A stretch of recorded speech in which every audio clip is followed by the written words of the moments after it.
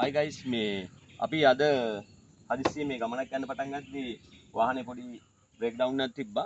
Horn එක වදින්නේ නැහැ. ඉතින් ඊට පස්සේ අපි බැලුවා කාටද මේක කියන්නේ කිව්වහම මේ දැනගත්තා මේ ඕනම වෙලාවක ඕනම තැනකට ඇවිල්ලා හදන මල්ලි කෙනෙක් ඉන්නවා කියලා. ඉලෙක්ට්‍රික් සම්බන්ධ වාහනයක ඕන දෙයක්.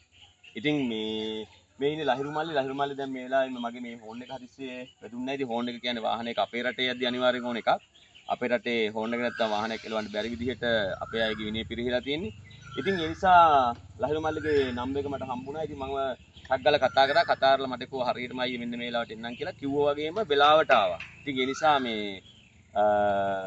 අපේ ලහිරුගේ කොල්ලගේ වැඩේ තමයි අංක එක මම දැක්ක වෙලාවට කිව්ව වෙලාවට එනවා. ඉතින් ඒකෙන් අපේ කාලය ඉතුරු වෙනවා. දෙවෙනි එක තමයි ඇවිල්ලා විනාඩි 5ක් ගියේ නෑ. මේ වෙනකොට දැන් හදලා ඉවරයි.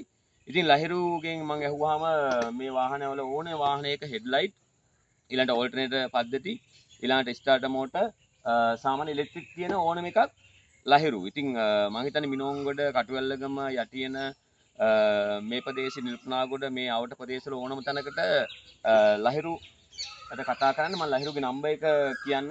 මල් නම්බර එක මොකද්ද?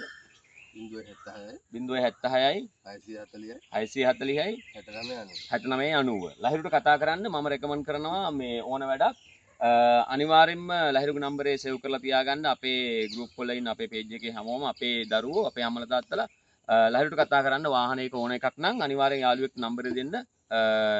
ලහිරු කොතනද වැඩේ අනිවාර්යෙන් අංකයකට සිද්ධ වෙයි.